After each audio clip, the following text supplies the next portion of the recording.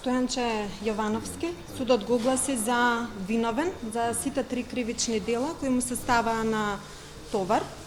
Доби максимална казна за сите 3 кривични дела и му беше изречена единствена казна од 12 години затвор, бидејќи согласно закон единствената казна не може да биде збирот од казните за сите 3 кривични дела.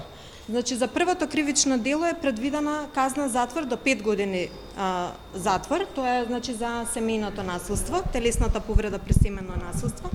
За загрозување на сигурноста беше предвидена казна затвор до 3 години и за наведување на и помагање на самоубиства беше предвидена казна затвор до 5 години.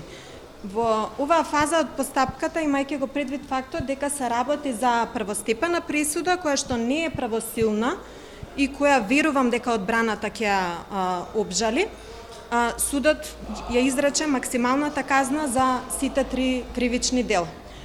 Денеска беше изречена пресудата, значи Стојанче обвинетиот е огласен за виновен за сите 3 кривични дела кои што му се ставаа на товар и во име на семејството, односно на оштетените. Сметаме дека казната е соодветна.